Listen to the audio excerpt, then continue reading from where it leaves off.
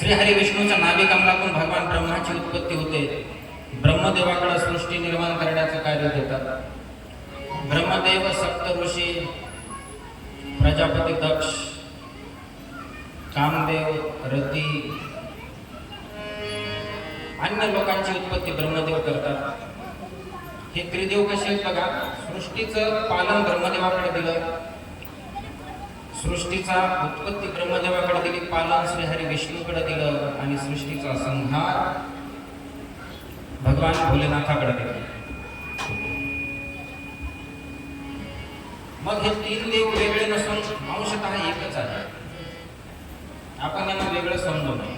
फक्त ब्रह्मदेवाचे मंदिर नाही, फक्त ब्रह्मदेवाचे मंदिर नाहीत. त्याचं कारण काय आहे तर जी शिवज्योती निर्माण झाली होती, ती शिवज्योती तिचा अंत पाहण्यासाठी पाताळाकडे भगवान विष्णूचं प्रस्थान झालं आणि आकाशामध्ये भगवान ब्रह्माचं प्रस्थान झालं. पण श्रीहरी विष्णूला ती ज्योती पाताळात कुठून निघते त्याचा शोध लागला नाही. पण ब्रह्मदेवाने मला शोध लागलाय असा खोटं बोलले आणि त्या ज्योतीमध्ये वर्षाव करत होतो आणि ते केतकीला साक्षीला घेतलं आणि म्हणले, खरं सांग मी ज्योतीचा त्या ठिकाणी शोध घेतला का नाही. ते केतकी खोटं बोलली म्हणून ते केतकीला शाप देण्यात आला आणि भगवान भोलेनाथ म्हणले, माझ्या पूजेला केवढ्याचं फूल चालणार नाही, म्हणून केतकीचं फूल महादेवाच्या पूजेला वापरत नाही. मग त्याला उशाप दिला की श्रीहरी विष्णूच्या पूजेला तू चालशील. म्हणून ब्रह्मदेवाला सांगितलं, तुम्ही पण मला खोटं बोललात, कारण भगवान शिव आदी अनादी आणि अनंत आहेत. त्यांचा शोध ब्रह्माला लागला नाही, श्रीहरी विष्णूला लागला नाही. पण ब्रह्मदेव खोटं बोलल्यामुळे भगवान भोलेनाथ म्हणले, हे ब्रह्माजी, या चराचर सृष्टीमध्ये आणि पूर्ण भरतखंडामध्ये या जंबद्वीपामध्ये तुमचं मंदिर असणार नाही आणि तुमची पूजा कोणी करणार नाही, म्हणून ब्रह्मदेवाची पूजा होत नाही ना. पण ब्रह्मा आणि विष्णू हे वेगळे नसून एकच आहे. मग पुढे पाहता काशी नगरी भगवान भोलेनाथांनी निर्माण केली. काशी त्रिशूळावरी आहे, चक्रावर पंढरी आहे. 4,32,000 वर्ष या कलियुगाचं आयुष्य महाराज. त्यानंतर प्रलय होईल, संपूर्ण पृथ्वी जलमय होऊन जाईल. ज्यावेळेस संपूर्ण पृथ्वी जलमय होऊन जाईल त्यावेळेस फक्त काशी भगवान भोलेनाथाच्या त्रिशूळावरती आणि चक्रावरची पंढरी हीच फक्त लयाला जाणार नाही. म्हणून भगवान भोलेनाथ एवढे आधी अनादी आणि अनंत आहे, ज्यांचा शोध या चराचर सृष्टीवर निर्माण कसे झाले कोणालाही लागला नाही. काशी निर्माण केली. काशीमध्ये श्रीहरी विष्णूंनी 10,000 वर्ष तपश्चर्या केली. ओम नमः शिवाय मंत्राचा निरंतर जाप केला आणि मग नंतर तिथून क्षीरसागर निर्माण झालं. भगवान श्रीहरी विष्णूच्या डाव्या पायाच्या अंगठ्यातून त्या ठिकाणी तिथं गंगा निर्माण झाली. विशाल काय समुद्र निर्माण झाला. भगवान पहिली गंगा श्रीहरी विष्णूच्या डाव्या पायातून निर्माण झाली. एक गंगा भगीरथीनं जमिनीवर आणली, दुसरी गंगा गौतमीनं तप केलं म्हणून आणली. पूर्वी गंगा पृथ्वीतलावर नव्हती महाराज. मग जे पूर्वज आपले मरायचे किंवा ज्या पूर्वजांच्या अस्थी कुठं विसर्जन करायच्या हा सगळ्यात मोठा प्रश्न होता. अस्थी कुठे विसर्जन करणार माणसं दहन झाल्याच्या नंतर. तर मग त्या पूर्वजांना, त्या पितरांना मुक्ती मिळत नव्हती. मग ती मुक्ती मिळण्यासाठी भागीरथनं 12,000 वर्ष माँ गंगेची तपश्चर्या केली.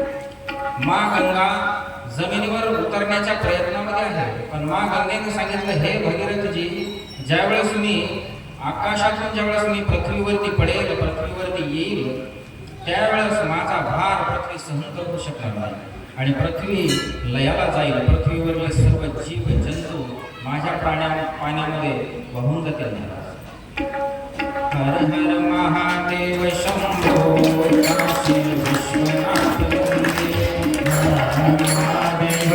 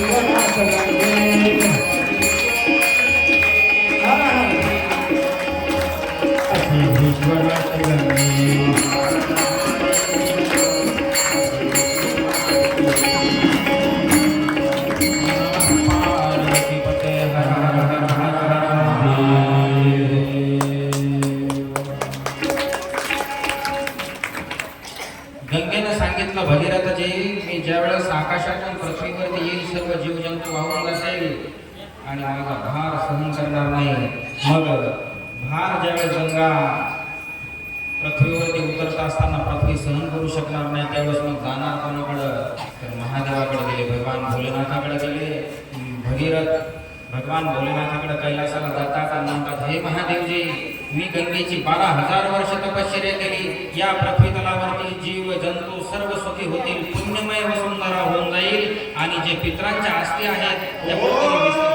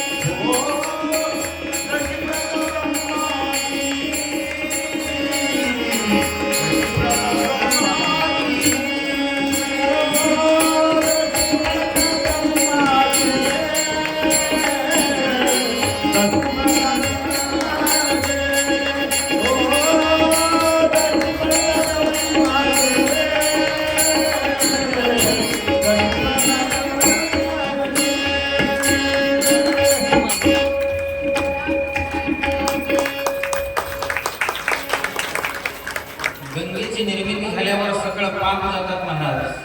वाच्य म्हणता गंगा गंगा. गंगा हा शब्द मुखाने जरी उच्चारला तरी पाप नाहीच होत. गंगा म्हणजे भगवान शिव. गंगा म्हणजे भगवान शिव. भस्म म्हणजे यमुना आणि रुद्राक्ष म्हणजे सरस्वती. गंगा यमुना सरस्वती या 3 नद्याचा त्रिवेणी संगम म्हणजे प्रयागराज. आणि ते सगळं भगवान भोलेनाथाच्या पिंडीमध्ये महाराज.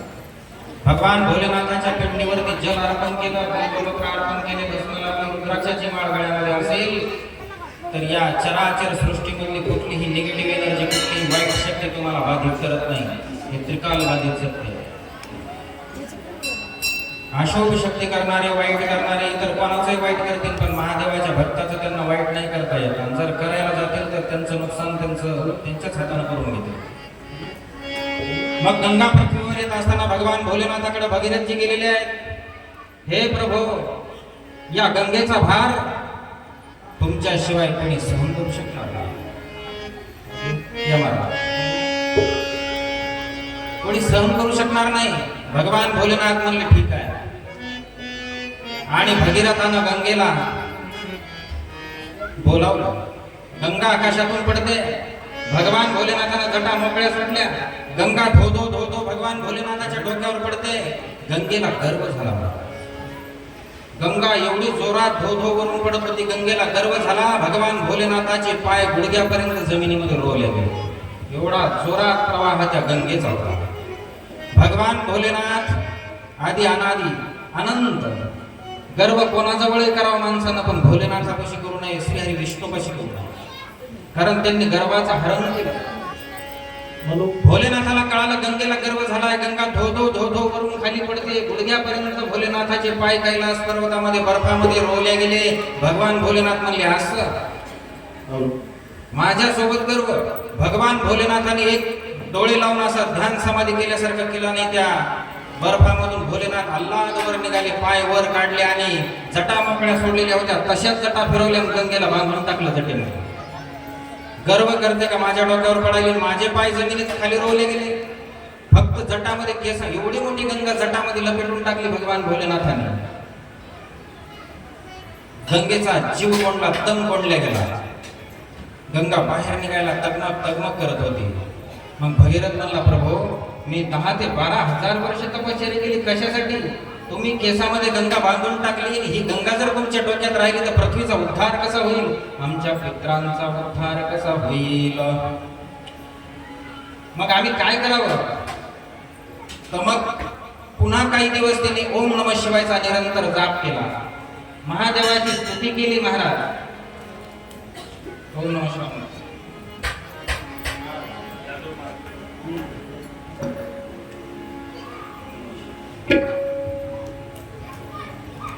ओम नमो शिवाय. ओम नमो शिवाय.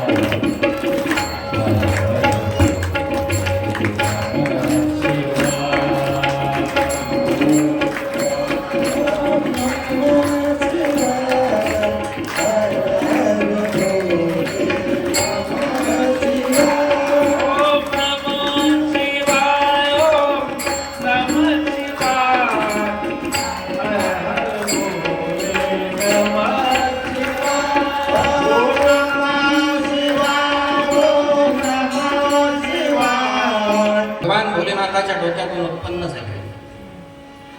पण पराई स्त्री जर आपल्या पतीच्या जवळ बसलेली असेल, पतीला स्पर्श केलेला असेल, तर कुठच्याही पत्नीला राग येतो महाराज. मा पार्वतीला राग आला आणि मा पार्वती म्हणली, तुला एवढा गर्व झाला की माझ्या पतीला जटामध्ये तुला धारण करावं लागलं. माझ्या पतीच्या तू जवळ बसली म्हणून मा पार्वतीने गंगेला शाप दिला. हे त्रेतायुग, द्वापार युग आणि जे घोर कलियुग लागेल, या कलियुगामध्ये तू मलिन होऊन जाशील. महादेवानं सांगितलं भगीरथाला, गंगा एवढी पवित्र आहे की तिच्या पाण्यामध्ये स्नान केल्यानं सर्व पाप नाहीसे होतील. पित्रांच्या अस्थी त्यामध्ये टाकल्याच्या नंतर त्यांना मुक्ती मिळेल. पण पार्वतीनं शाप दिला. भोलेनाथ जरी म्हणले असल्यानं तुला एवढं पुण्य प्राप्त होईल, एवढं पूजामध्ये स्नान केल्यानं लोकांना जीवाला पुण्य प्राप्त होईल, पण मी तुला शाप देते कारण तू परस्त्री असताना माझ्या नवऱ्याच्या डोक्यामध्ये बसली तर तू मलिन होऊन जाईल. गंगा मलिन झाली महाराज. आज बघा गंगेची काय परिस्थिती आहे. स्नान करावं वाटत नाही, आळंदीला जा, स्नान करावं वाटत नाही, असं परिस्थिती त्या गंगेची झाली. हा पार्वती मातेचा शाप आहे गंगेला. मग भगीरथानं सांगितलं, देवी तुम्ही एवढा शाप दिला, मी तपश्चर्या केली कशासाठी, मला क्षमा करा. मग देवीने सांगितलं, याच लोकांकडून ती पुन्हा निर्मळ होईल. एक ठराविक काळ येणार आहे, त्या काळामध्ये गंगा पुन्हा निर्मळ होत जाईल. कुठल्या कुठल्या निर्माण व्हायला लागल्या, कुठं कुठं घाट व्हायला लागले. आणि देव स्वतः करून घेत असतो महाराज. कुठचाही व्यक्ती काही करत नसतो ना, कुठचा जीव करत, देव करून घेत असतो. 500 वर्ष राम मंदिर व्हायला लागले पण शेवटी झालं. हे प्रभूंनी करून घेतलं. तसं काही वर्ष लागतील पण गंगा एक काळी निर्मळ होईल. पण गंगा मलिन झाली, हा जगदंबेचा शाप आहे.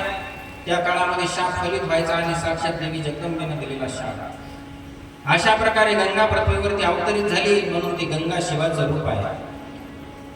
काशी पूर्वी पाताळामध्ये होते, सप्त पाताळामध्ये. भगवान भोलेनाथ सप्त पाताळामध्ये जाऊन तपश्चर्या करू लागले. भगवान भोलेनाथ कोणाचं नाम चिंतन करतात महाराज? तर प्रभू श्रीरामाचं करतात आणि प्रभू श्रीराम भोलेनाथाचं करतात. हे दोन्ही देव वेगळे नाही. हरी हरा नाही भेद, नाही नका करू वाद. एक एकाची हृदय गोडी साखरेच्या ठाई, भेद कासे नाड एक वेलांटी आड.